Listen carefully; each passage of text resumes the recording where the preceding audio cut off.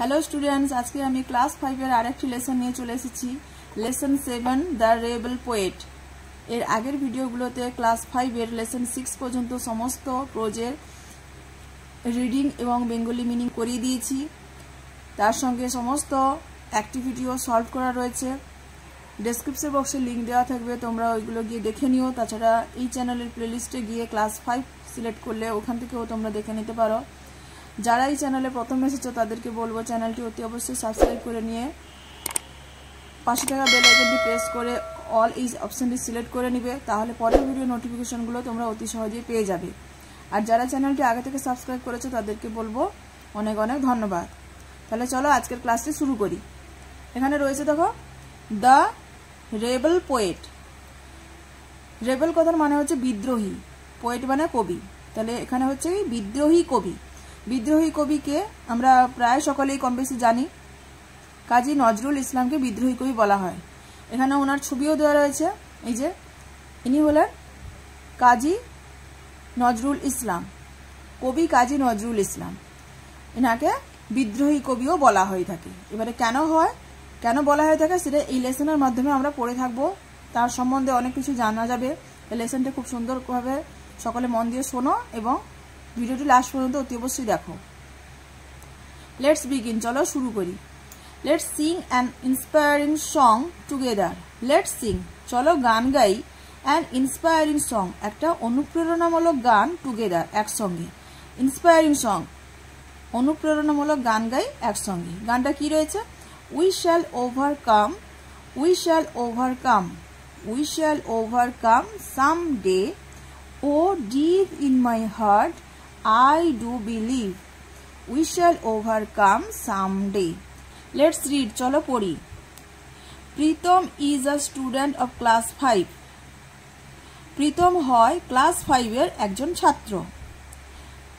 He returns home from school. Se school থেকে বাড়ি ফিরে এসেছে। All excited, খুব উৎসাহের সহিত। সে বাড়ি ফিরে এসেছে স্কুল থেকে খুব উৎসাহের সহিত। হি finds his father reading a news paper. এবং সে বাড়ি ফিরে এসে কি দেখতে পেল? হি ফাইন্ডস হিজ ফাদার, সে দেখতে পেল তার বাবা রিডিং আ নিউজ পেপার, একটা খবরের কাগজ পড়ছে। তাহলে এটা হচ্ছে একটা কনভারসেশন আকারে একটা প্যাসেজ, একটা স্টোরিটা কনভারসেশন আকারে দেওয়া হয়েছে, কথোপকথন হচ্ছে বাবা আর ছেলের মধ্যে। সেই রকম এভাবে এখানে দেওয়া রয়েছে। সেইটা কোন সিচুয়েশনে হচ্ছে সেটা আগে এখানে একটু সংক্ষিপ্ত বিবরণ দেওয়া হলো যে কথোপকথনটা কোন সিচুয়েশনে হচ্ছে। কি রয়েছে? Pritam, father guess what happen today. মানে প্রীতম বলছে father guess what happen today. বাবা, গেস কথার মানে হচ্ছে অনুমান করা বা আন্দাজ করা। তাহলে অনুমান করো হোয়াট হ্যাপেন টুডে, আজকে কি হয়েছে তুমি অনুমান করো দেখি। ফাদার, বাবা বলছেন, কি বলছেন? হোয়াট ডিয়ার, কি বাছা বা কি বাবু। প্রীতম বলছে our teacher has asked us to sing a patriotic song on the Republic Day. Our teacher has asked us, আমাদের শিক্ষক মহাশয় আমাদের বলেছেন। এখানে আস্ট মানে জিজ্ঞাসা করা নয়, এখানে আস্ট মানে বলেছেন। কি বলেছেন? টু সিং, গাইতে, আ প্যাট্রিয়টিক সং। প্যাট্রিয়টিক সং, একটা দেশাত্মবোধক গান। প্যাট্রিয়টিক কথার মানে হচ্ছে দেশাত্মবোধক। একটা দেশাত্মবোধক গান গাওয়ার কথা বলেছেন আমাদের শিক্ষক মহাশয়। কবে? অন দ্য রিপাবলিক ডে, প্রজাতন্ত্র দিবসের দিনে। বাবা কি উত্তর দিচ্ছেন? ফাদার বলছেন which song are you going to sing son. বাবু বা ছেলে, তুমি কোন গানটি গাইতে যাচ্ছ? তুমি কোন গানটি গাইবে বা কোন গানটি তুমি গাইতে যাচ্ছ বাবু? প্রীতম বলছে ma'am suggested that we should Singh কারার ওই লৌহ কপাট। ম্যাম সাজেস্টেড দ্যাট, ম্যাম বলেছেন যে বা উপদেশ দিয়েছেন যে, কোনো কিছু একটা কোনো সাজেস্ট করা যে এই গানটি তোমরা গাইতে পারো, এইভাবে সাজেস্ট করেছেন। ম্যাম সাজেস্টেড দ্যাট, ম্যাম উপদেশ দিয়েছেন যে উই শুড সিং, আমাদের গাওয়া উচিত কারার ওই লৌহ কপাট। কারার ওই লৌহ কপাট এই গানটি আমাদের গাওয়ার জন্য বলেছেন। তারপরে কি বলছো? ফাদার কি বলছো? Father do you know who has written the song. Pritam, Pritam তুমি কি জানো? ডু ইউ নো, তুমি কি জানো? হু হ্যাজ রিটেন, কে লিখেছেন, দ্য সং, এই গানটি।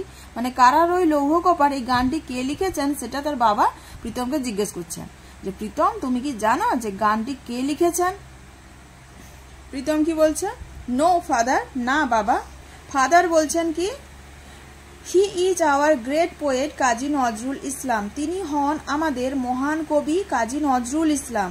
The author of the famous poem Bidrohi, বিখ্যাত কবিতা বিদ্রোহীর রচয়িতা বা লেখক। প্রীতম বলছে will you tell me more about him, তুমি কি আমাকে বলতে পারো তার সম্বন্ধে আরও কিছু? উইল ইউ টেল মি, তুমি কি আমাকে বলতে পারো মোর আরও কিছু অ্যাবাউট হিম, তার সম্বন্ধে? Father he was born at a time when India was under the British rule. He was born, তিনি জন্মগ্রহণ করেছিলেন অ্যাট এ টাইম, এমন একটা সময়ে যখন when India was under, Bharatvarsha ছিল under the British rule, British শাসনের অধীনে। তাহলে কাজী নজরুল ইসলাম এমন একটা সময় জন্মগ্রহণ করেছিলেন, তখন কোন সময়টা ছিল না? ব্রিটিশের অধীনে তখন ভারতবর্ষ ছিল। থ্রু হিজ রাইটিংস, তার লেখার মাধ্যমে, থ্রু হিজ রাইটিংস, তার লেখার মধ্য দিয়ে he inspired the Indian youth to boldly fight for freedom. He inspired, তিনি অনুপ্রেরণা যোগাতেন, দ্য ইন্ডিয়ান ইউথ, ভারতীয় যুবকদের তিনি অনুপ্রেরণা করতেন। কি করতে না? টু বোল্ডলি ফাইট, সাহসের সঙ্গে লড়াই করতে, ফর ফ্রিডম, স্বাধীনতার জন্য। নেক্সট কি রয়েছে? প্রীতম বলছে when was he born father, বাবা তিনি কখন জন্মগ্রহণ করেছিলেন বা তিনি কবে জন্মগ্রহণ করেছিলেন? ফাদার, বাবা কি বলছেন? He was born on 24 May 1899 in the village of Churulia. তিনি জন্মগ্রহণ করেছিলেন 1899 সালের 24 মে। কোথায়? In the village of Churulia, Churulia গ্রামে 1899 সালের 24 মে তিনি জন্মগ্রহণ করেছিলেন। দিস ওয়াজ নেয়ার, এই জায়গাটা কোথায় ছিল? চুরুলিয়া জায়গাটা কোথায় ছিল? This was near Asansol in the Burdwan district of undivided Bengal. This was, এটা ছিল নেয়ার, কাছে, কার কাছে ছিল? আসানসোল, আসানসোলের কাছাকাছি ছিল। In the Burdwan district, Barwan district মানে হচ্ছে বর্ধমান ডিস্ট্রিক্ট, বর্ধমান জেলার আসানসোলের কাছাকাছি। কোন সময়কার? অব আনডিভাইডেড বেঙ্গল, অবিভক্ত বাংলার বর্ধমান জেলার আসানসোলের কাছাকাছি এই চুরুলিয়া গ্রামটি ছিল। As a child he was attracted to folk theatre and letter road many folk place like data Karna and কবি কালিদাস। অ্যাজ আ চাইল্ড, একজন শিশু হিসাবে, একজন ছোট বালক হিসাবে, হি ওয়াজ অ্যাট্রাক্টেড, তিনি আকর্ষিত হয়েছিলেন, টু ফোক থিয়েটার, নাট্যমঞ্চের প্রতি তিনি আকর্ষিত হয়েছিলেন। অ্যান্ড লেটার, পরবর্তীকালে, রোড, লিখেছিলেন, মেনি ফোক প্লেস, অনেক লোকনাট্য লিখেছেন। পরবর্তীকালে তিনি অনেক লোকনাট্য লিখেছেন, লাইক, যেমন দাতা কর্ণ এবং কবি কালিদাস। প্রীতম তখন বলছেন দ্যাট ইজ ইন্টারেস্টিং, খুব আকর্ষণীয়। তো এখানে ইন্টারেস্টিং কথা বলছে, কথাটা তার বাবার মুখ থেকে এই সমস্ত জিনিসগুলো শুনতে শুনতে তার খুব আগ্রহ বাড়ছে, ওই জন্য ইন্টারেস্ট বাড়ছে, সেই জন্য বলছে দ্যাট ইজ ইন্টারেস্টিং, খুব আকর্ষণীয়। তো ফাদার কি বলছেন? Father in 1910 Nazrul made the revolutionary নিবারণ চন্দ্র ঘটক হু ওয়াজ হিজ টিচার। 1910 সালে নজরুল দেখা করেছিলেন বা নজরুলের সাক্ষাৎ হয়েছিল কার সঙ্গে? দ্য রিভলিউশনারি, বিপ্লবী, রিভলিউশনারি কথার মানে হচ্ছে বিপ্লবী, কে না? নিবারণ চন্দ্র ঘটক, নিবারণ চন্দ্র, বিপ্লবী নিবারণ চন্দ্র ঘটকের সঙ্গে নজরুলের 1910 সালে দেখা হয়েছিল বা সাক্ষাৎ হয়েছিল। এই নিবারণ চন্দ্র ঘটক কে ছিলেন? হু ওয়াজ হিজ টিচার, যিনি ছিলেন তার শিক্ষক। ঠিক আছে। The poet Kumud Ranjan Mallick was the headmaster of the school Nazrul joined next. The poet Kumud Ranjan Mallick, কবি কুমুদ রঞ্জন মল্লিক ওয়াজ ছিলেন দ্য হেডমাস্টার, প্রধান শিক্ষক ছিলেন, of the school Nazrul joined next, মানে পরবর্তীকালে কাজী নজরুল ইসলাম যে স্কুলে ভর্তি হয়েছিলেন সেই স্কুলের প্রধান শিক্ষক ছিলেন কবি কুমুদ রঞ্জন মল্লিক। এটা নেক্সট পার্ট, লেটস কন্টিনিউ, চলো অনবরত চালিয়ে যাই। এবারে বলছে কি, আরেকটা লাইন রয়েছে কি, uncle Rahim enters the room, কাকা রহিম ওই রুমের মধ্যে প্রবেশ করলেন, মানে যেই রুমের মধ্যে, যেই ঘরের মধ্যে প্রীতম এবং তার বাবা কথোপকথন করছিলেন সেই রুমের মধ্যে কাকা রহিম প্রবেশ করলেন। He joins in the conversation, এই কথোপকথনের মধ্যে তিনি যোগদান করলেন। Pritam, did Kumudranjan inspire him to write poems? Did Kumudranjan inspire him? Kumudranjan কি তাকে অনুপ্রেরণা করতেন টু রাইট পোয়েমস, কবিতা লেখার জন্য? ইন্সপায়ার কথার মানে হচ্ছে অনুপ্রেরণা করা, ঠিক আছে? তিনি কি করতেন কবিতা লেখার জন্য? ফাদার বলছেন ইয়েস, হ্যাঁ, but Nazrul was also influenced by Rabindranath and the Persian poets like Hafez and Khayyam. তাহলে তিনি তার উত্তরটাকে কি দিলেন যে হ্যাঁ, কুমুদরঞ্জন স্যার তার কবিতা লেখাতে তাকে অনুপ্রেরণা করতেন। তার সঙ্গে তিনি আরো রবীন্দ্রনাথের দ্বারাও হতেন, সেটা বলা আছে। But Nazrul was also influenced by, কিন্তু নজরুল অনুপ্রাণিত হয়েছিলেন রবীন্দ্রনাথ অ্যান্ড এবং দ্য পার্সিয়ান পোয়েটস, পার্সি কবি like Hafez and Khayyam. Parsi কবি রবীন্দ্রনাথ এবং পার্সি কবি হাফেজ এবং খাইয়ামের দ্বারাও অনুপ্রাণিত হয়েছিলেন, ঠিক আছে? Uncle Rahim, did you know that Nazrul joined the army under the British? Did you know, তুমি কি জানতে, দ্যাট যে নজরুল যোগদান করেছিলেন দ্য আর্মি, সেনাবাহিনীর দলে, আন্ডার দ্য ব্রিটিশ, ব্রিটিশদের অধীনে সেনাবাহিনীর দলে নজরুল যোগদান করেছিলেন, তুমি কি এটা জানতে? He was in the 49th Bengal regiment, তিনি ছিলেন 49তম বাঙালি সেনাদল। রেজিমেন্ট কথার মানে হচ্ছে সেনাদল, সৈন্যদল। তিনি ছিলেন 49তম বাঙালি সৈন্যদল। After the first world war the regiment was disbanded in 1920, প্রথম বিশ্বযুদ্ধের পরে সেনাদলটিকে ভেঙে দেওয়া হয়েছিল 1920 সালে। তাহলে প্রথম বিশ্বযুদ্ধের পরে 1920 সালে এই সেনাদলটা ভেঙে দেওয়া হয়েছিল। So he came to Calcutta, তাই তিনি কলকাতাতে চলে এসেছিলেন। বর্তমানে যেটার নাম কলকাতা, সেটা আগে নাম ছিল ক্যালকাটা, তাই এখানে ক্যালকাটা লেখা হয়েছে। ফাদার, বাবা বলছেন কি, at that time Indians had Ryzen against the British rule. At that time, ওই সময়ে, Indians had Ryzen against the British rule, ভারতীয়রা ব্রিটিশ শাসনের বিরুদ্ধে সোচ্চার হয়েছিলেন, মানে তারা তার বিরুদ্ধে প্রতিবাদ করা শুরু করেছিলেন, ব্রিটিশ শাসনের বিরুদ্ধে। Nazrul protested against the cruelty of the British in his own way. Nazrul প্রতিবাদ করেছিলেন এগেনস্ট, বিরুদ্ধে, the cruelty of the British, ব্রিটিশদের নিষ্ঠুরতার বিরুদ্ধে প্রতিবাদ করেছিলেন ইন হিজ ওন ওয়ে, তার নিজস্ব একটা পদ্ধতিতে। ইনফ্যাক্ট এমনকি হি অলসো স্টার্টেড, তিনি আরো শুরু করেছিলেন রাইটিং পোয়েমস, কবিতা লেখা শুরু করেছিলেন।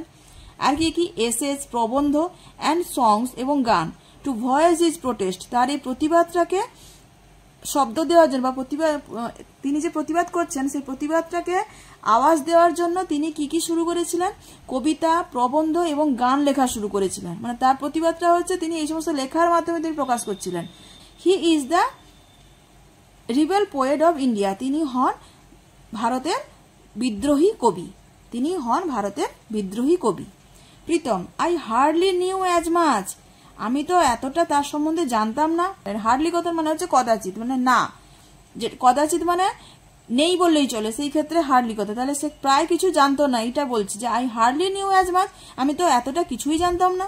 ফাদার বলছেন you should read his poems, তোমার উচিত তার কবিতা পড়া, তোমার তার কবিতা পড়া উচিত। কিরকম কবিতা? লাইক যেমন কান্ডারি হুঁশিয়ার, খেয়া পারের তরণী, and also listen to his songs.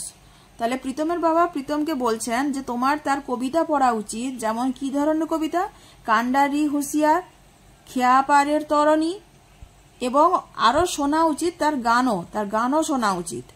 The British were afraid that Nazrul's writings could instigate the Indian freedom fighters. ব্রিটিশরা ভয় পেয়ে গেছিল, দ্যাট যে কি নিয়ে ভয় পেয়ে গেছিল? নজরুলস রাইটিংস, নজরুল যে লেখাগুলো লিখতেন সেই লেখাগুলো কুড ইনস্টিগেট, মানে খোঁচা লাগাতে পারে, মানে হচ্ছে তাতিয়ে তুলতে পারে কাকে? দ্য ইন্ডিয়ান ফ্রিডম ফাইটার্স, ভারতীয় স্বাধীনতা সংগ্রামীদের তাতিয়ে তুলতে পারে এই নজরুলের লেখাগুলো, সেটা ব্রিটিশরা ভয় পেয়েছিল।